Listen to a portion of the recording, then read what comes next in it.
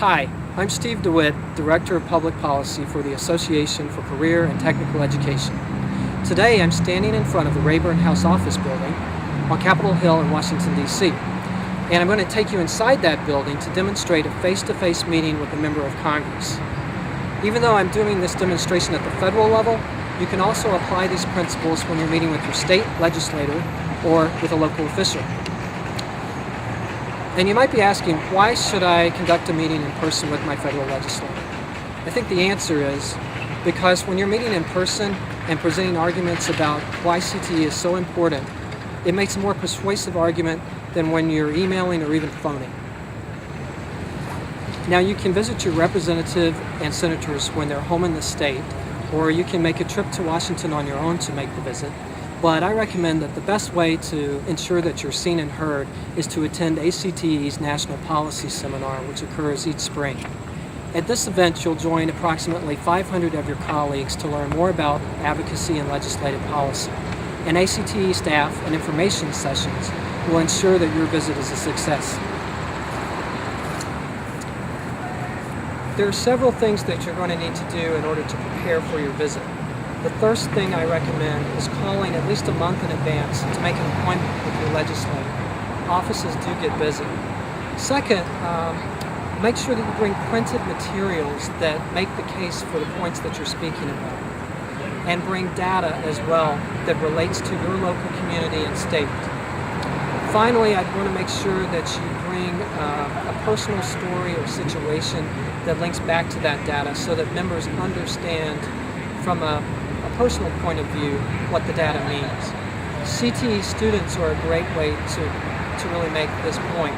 They are living the CTE, the Career and Technical Education experience, and they're often great advocates.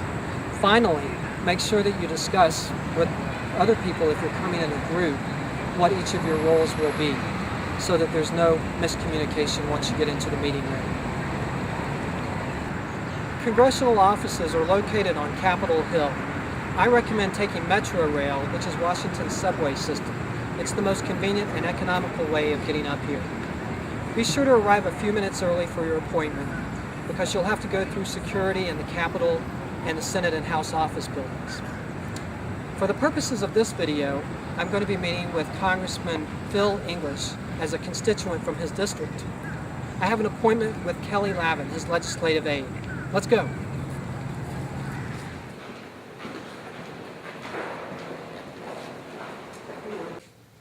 Good morning. Good morning. My name is Steve DeWitt, and I'm here to meet with Kelly Lavin. Okay, just one moment. Thank you.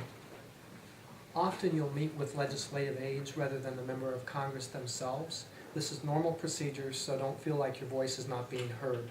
These legislative staff are important links to the senator and representative. Please, have a seat. Thank you.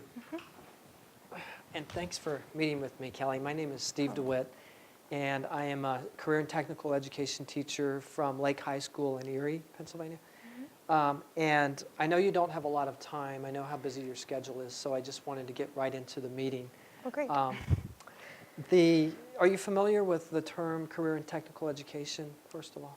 A little. Is it similar to VOTech education? Yes, basically the same terminology. Career and technical education is what people are using today. It's the preferred terminology because we think it conveys a little more of what these courses are doing, which is putting students on a career track from secondary to post-secondary in the workforce. One of the things I wanted to talk about, well, let me also tell you that the types of courses that career and technical education covers is a broad spectrum.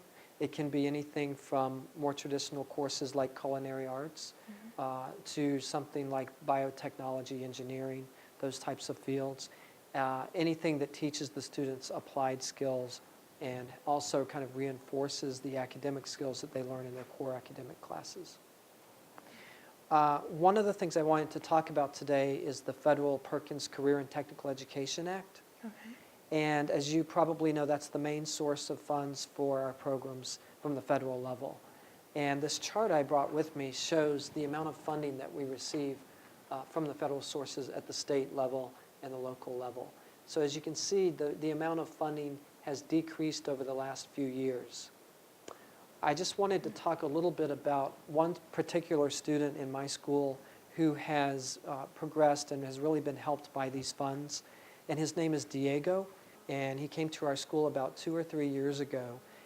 He really did not have an interest in academics. He didn't have a great understanding or appreciation for those classes. But a career counselor advised him to take a few classes that looked interesting to him, that were skills training, that applied learning, and a better understanding of the core academics that he would need in life as well.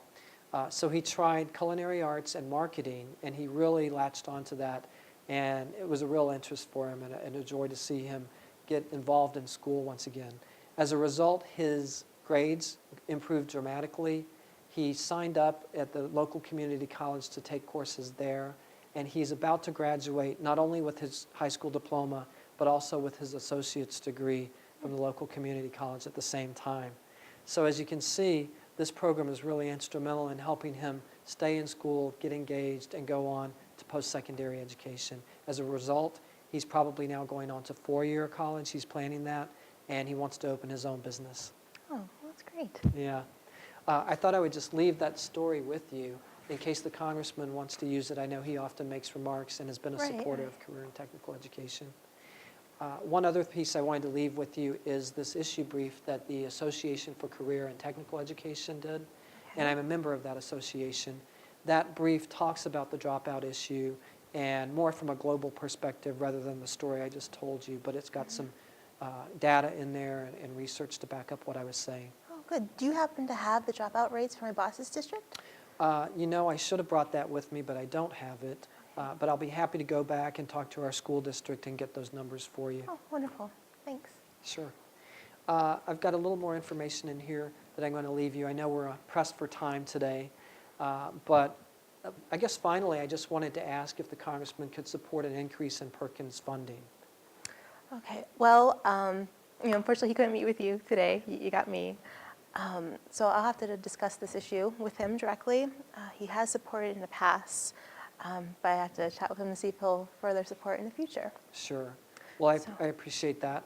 And if you don't mind, I'll probably follow up with you in a week or two. That would be great. I'll give you my card, and you can contact me via email. That's fine. That's what we're here for. Great. Well, thank you. No problem. Thank you for coming down. And I hope you'll visit us in the district. We'll definitely try. Great.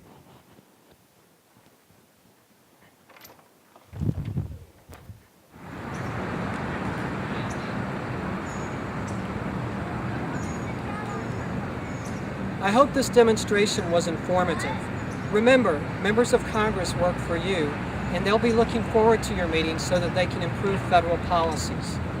ACTE also wants to be supportive as you make your meetings, and we urge you to go on to the advocacy pages of the ACTE website. Good luck!